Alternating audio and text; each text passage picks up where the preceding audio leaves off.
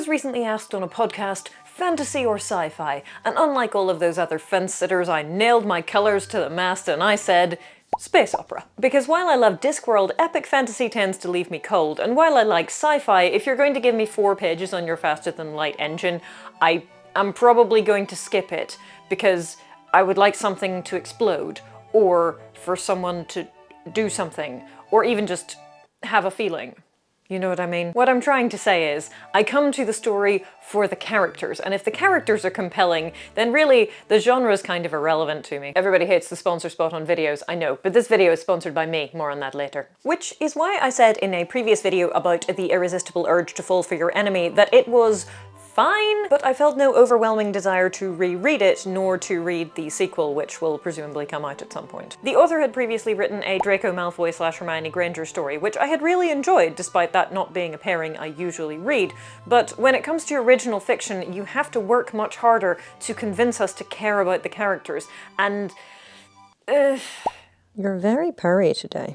Yeah, I know, but we have good noise cancelling, so it should be fine. I also said in that video that I had recently, really the only word I can use is mainlined most of the Vorkosigan Saga over a couple of weeks in June. And so if you would like one, here is my summer reading recommendation. Run, don't walk to your local library and pick up a Vorkosigan Saga book.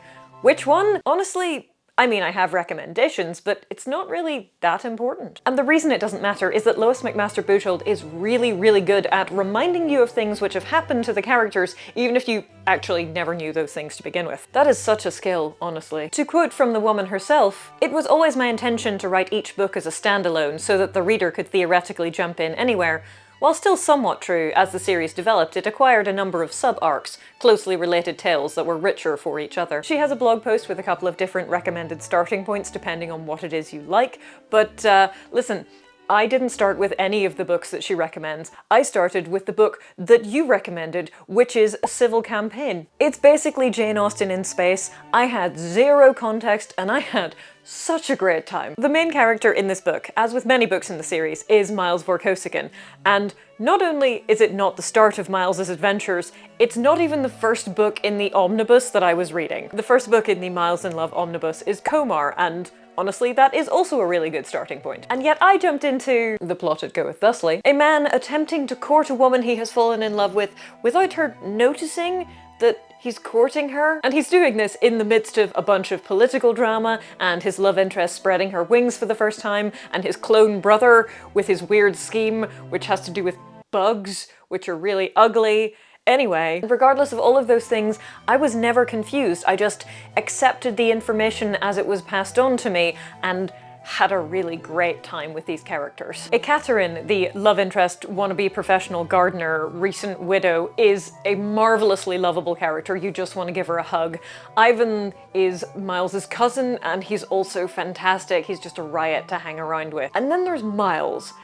And Miles is something else. I think it's very hard to write a character who is brilliant and charismatic and still have that character be engaging.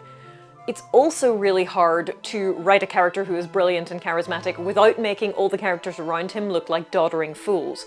But her character work is superb. I believed every single one of the characters that she threw at me. Now, Miles is a character with a number of physical limitations, and some of those are because his mother got poisoned when she was pregnant with him, and some of those are because he ran headfirst into a situation while knowing that the consequences would probably be bad, but doing it anyway, and probably that situation was of his own making, and then he tries to talk his way out of it, and possibly it doesn't really work. Miles tends to rush in where angels fear to tread, and he is genuinely delightful to hang around with because you never know what he's going to do next. Particularly because he's often smart enough to know that the thing he's about to try probably isn't going to work, but he's both foolhardy enough to do it anyway, and charismatic enough that when he tries to talk his way out of the situation, sometimes it even works. The first book in the series is Shards of Honor, and it came out in 1986. I think the most recent book came out in 2018. It's a novella, and I have not read it because I have read all of the books that were available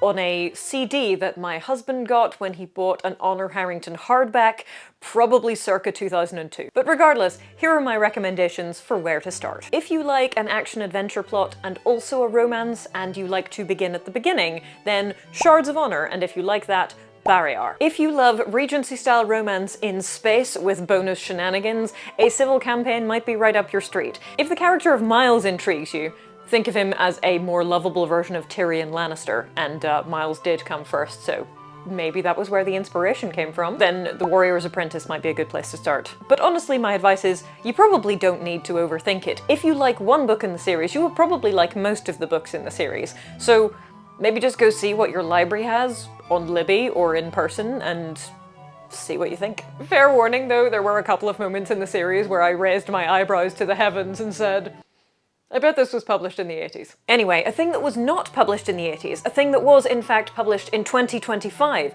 by me, was the audiobook of Just Stab Me Now. The novel loosely follows the plot of my YouTube series where romance author Caroline Lindley is attempting to write her first romantasy novel and her heroine is fighting her every step of the way. Think The Princess Bride, but with more of the author shouting at the characters. The ebook is available on Patreon, DRM free, and also on Baen Books, DRM free, and also a bunch of other places where ebooks are sold, but probably copy protected. The paperback, on which nobody can put anti-piracy stuff, is available wherever books are sold, and the audiobook is available on Patreon as DRM-free MP3 files, and on Audible, and possibly even, by the time this video is out, on Spotify, who approved the audiobook for sale over a month ago but still haven't actually put it on their platform as of the time of recording. Regardless, links to my book and also the books in the Vorkosigan Saga are in the pinned comment, and I will see you next time.